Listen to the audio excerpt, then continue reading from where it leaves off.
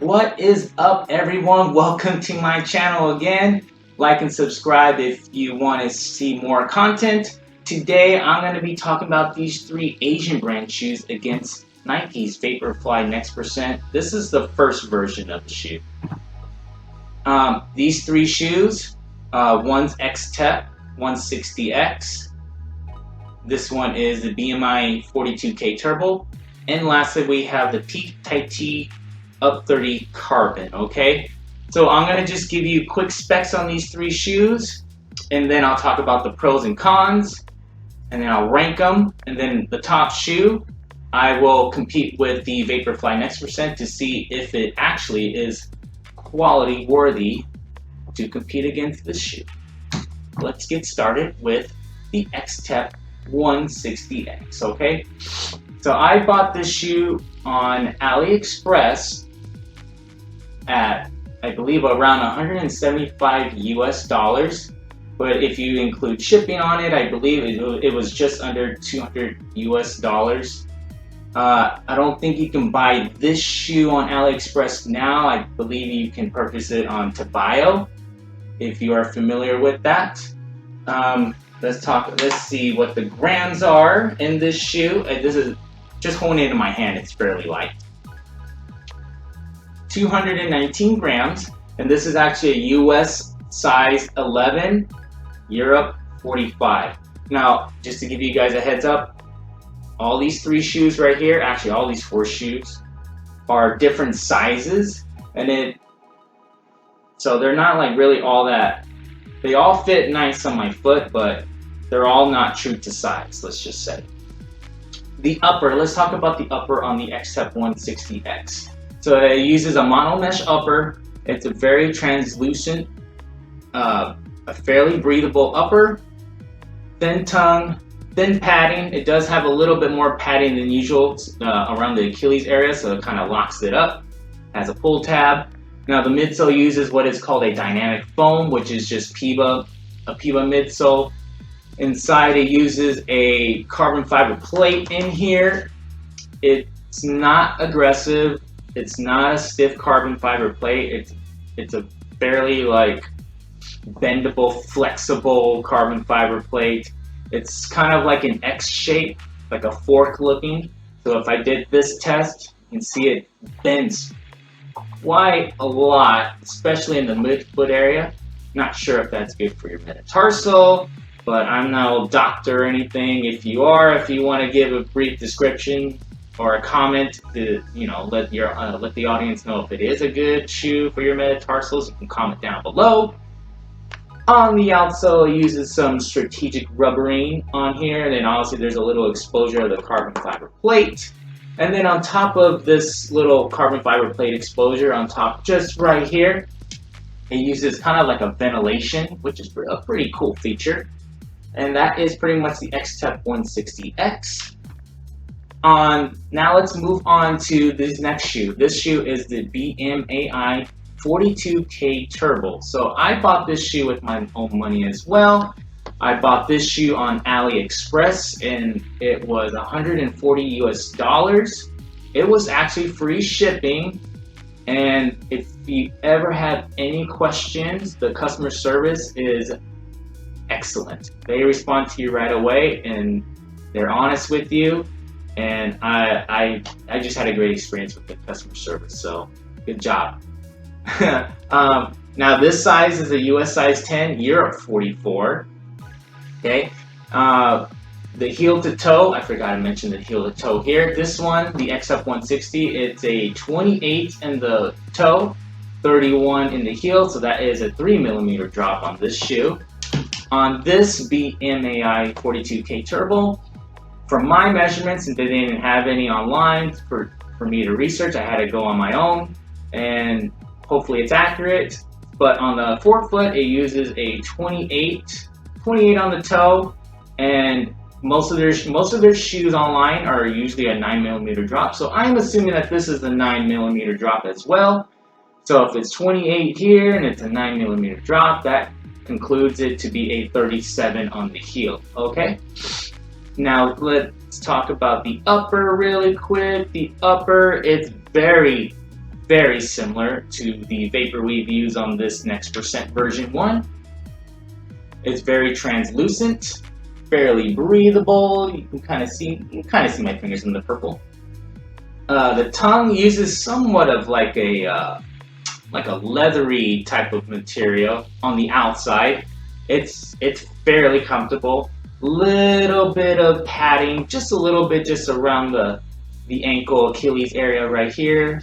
Pull tab, a little bit of structuring on the heel right here. Go like that. Can't really fairly bend it. It uses a nylon 12 midsole, which is pretty much the same as the PIBA on this dynamic foam midsole material used on XTEP. It uses now this carbon fiber plate is very different than this one. This one is super aggressive, really aggressive, especially on the toe area. You can tell just by putting it on your foot, you're like, whoa! So if I did the bend, you can see it bends a little bit more here, whereas this one bends more on the midfoot, this one bends more on the forefoot, the toe area. So when you're striking your foot down on this, it gives you a nice, it's not firm and it's not soft, it's right in between. So it gives you that nice protection and then a nice roll off right at the end. And the outsole, let's talk about the outsole. This is the only downfall with this shoe is the outsole. It uses, I believe, a DPS rubber outsole. It's got like little nugs, you can't really tell from the coloring. This is a beautifully designed shoe, by the way. But going off topic there. Yeah, the outsole, you can tell where I land on my foot. Plus, I've been using this shoe on a lot of terrain that's pretty rough lately. So that's why the outsole is pretty worn out on the top, but everything else is just fine. So kind of the durability of this shoe is not really all there. But let's look at the grams on this really quick. If I compare it to this shoe, it feels pretty much similar. So let's see. We are looking at, for a US 10, 221 grams with this shoe. So this is a good shoe overall so far. Now we're going to talk about the last one. This is actually the Peak TAICHI Up 30 Carbon. Okay, so this one I also purchased on AliExpress, and I believe this shoe I purchased, it was like $140 US. I think I had to pay shipping. I think overall, I think it was like $10 or something like that. So it was around $150 US for this shoe.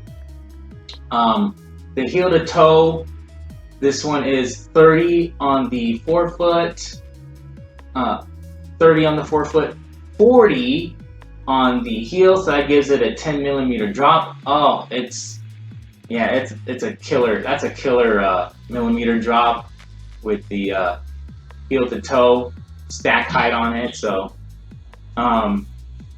the upper uses just the only thing is this shoe uses just a lot of framing on it. If I can pick this up or even pick this up, I can tell the weight difference on this shoe.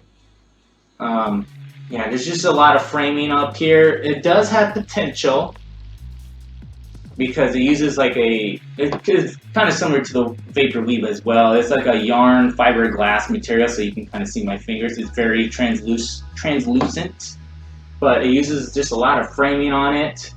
And now the midsole uses two types of technology on it. So the top one right here, so if I put it up closely, this top white area right here, it uses what is called a P pop-up technology. It kind of feels like Boost in a way.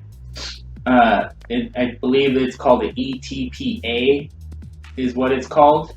It gives you a lot of bounce. I'll tell you that much. A lot more bounce than these two shoes.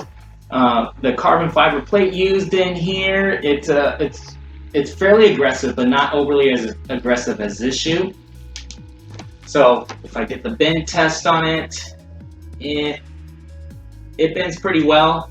It bends more obviously on the forefoot and toe area.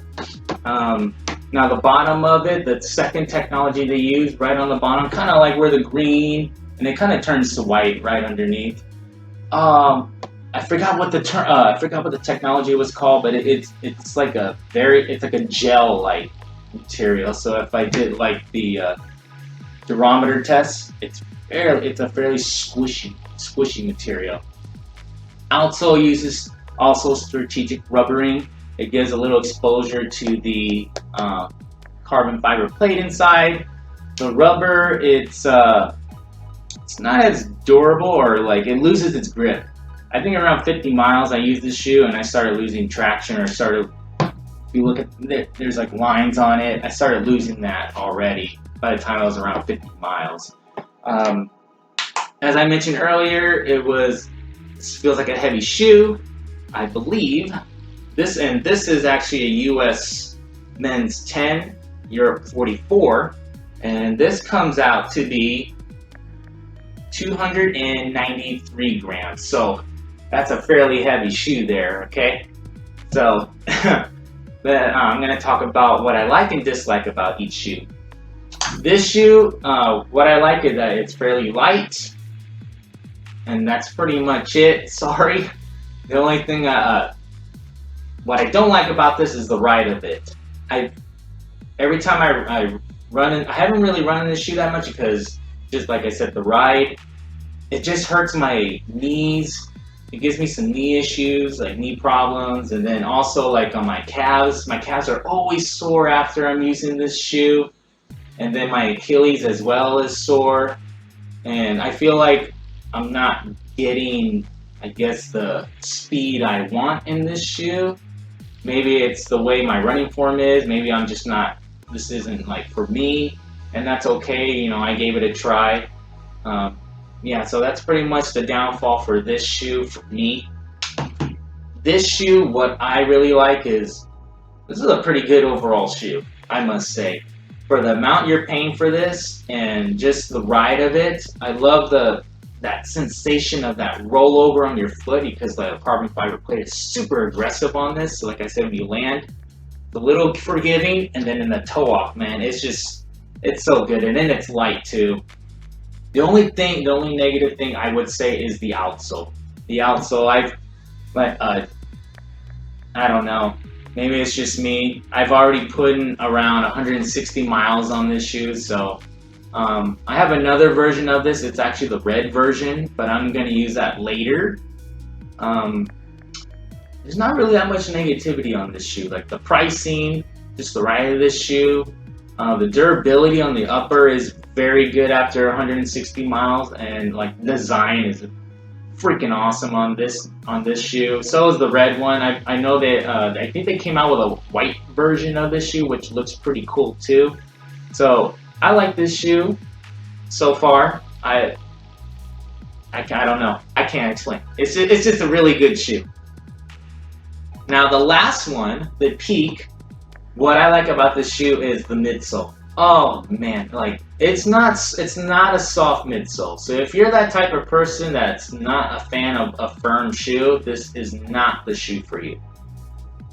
Like I said, the ETPA or the peak pop-up, it's just a bounce. It's like a basketball. When you bounce it, like the rubber basketball, the rebound it gives you a nice rebound on it too. So when you run, when you take that stride or that step in, you get the roll off with the bounce at the same time. So it's super quick off your feet. And that's what I like about it too. What I also like is the stack height, the 30 and 40. Oh man, that's just a killer combo with this midsole. Like they have something going on with this midsole. If you're that type of person that likes a somewhat firm feel, this is the shoe for you. Now what I don't like, or what could be improved with this shoe, is just the upper. Just strip the upper down. This yarn glass fiber that they use, I mean, I would just strip it down to its minimum bones, like its bones. Just keep that frame all on top, shed some weight. Now the outsole, you can probably change that as well, kind of experiment with it. Other than that, like this shoe has got potential to be something special. Not saying like these two aren't, but like, I don't know. There's just something about this midsole that I really like, that I really enjoy. So those are my thoughts on these three shoes. Now, if I had to rank them currently right now, my third and last shoe I would take off, like use for race day or anything like that, would be the XTEP 160. So that is gone. Now, out of these two, this is a tough choice because I really like both of these shoes. I know this one weighs more, and then this one is like, I really like this one too. I just think this one has more potential. Like it could be something special. But as of right now, like I retired this shoe already, but I did use this shoe for my like long, hard runs, like my 15+ mile runs, and it has done fairly well for me. But unfortunately, the shoe that comes down to against the Vaporfly is the BMAI 42K Turbo. Okay, same upper, pretty much the same upper. This one uses Vapor Weave. This one is very similar to it. It's kind of like that yarn material. This one has fairly more padding on the heel if you like that. This one really doesn't. It's stiff, but there's a little bit more padding inside in this one compared to that one. And then the midsoles, they both use, I believe, the PIBA, but this one has more stack height, I believe. I believe it's a 40 in the heel, 32 here. This one is 28, I said, and then 37. So, and then obviously the outsoles are obviously different. This one uses rubber strategically. This one just has a DPS, like whole outsole, like a plate. So, obviously, if I had to choose, this is a tough choice for me. If I had to choose, I would definitely use this on 10Ks, half marathons, and marathons. I believe this shoe can go all the way to a marathon. It's light. The ride of it is awesome on it. I mean, I think this is, so far from what I've worn out in the Asian brands, this is the best carbon fiber plate shoe out there. If there's anything else out there that can, compete against this, let me know in the comments down below, okay? Now, this shoe, if I had to choose, I would still probably use this shoe on my A races. So, if I had a marathon that I was kind of like, eh, if I was that way, I'd probably use this one. But if I was running like the New York City or the Chicago or the Boston Marathon, this is my go-to shoe. Only because the stack height is there and it gives you a lot more protection. And then obviously it's nostalgic, I guess. It's I ran my first marathon at a 2:44 time on this and my debut with this shoe, so it's something special for me. One last thing before this video ends, I did purchase another Asian brand carbon plate shoe. I'm gonna give it a split second on the screen to give you an idea what it is. Alright, if you can guess what that shoe is, leave a comment down below. I just purchased that shoe. It's probably going to take me a month or two to receive it. I'm anticipating it because they compare it to the Nike Vaporfly over there. So I'm really anxious and excited to wear that shoe as well and review it to give you guys an idea. That's all I have for you today. Thank you guys so much for watching. Remember to like and subscribe to my channel, and I will see you next time.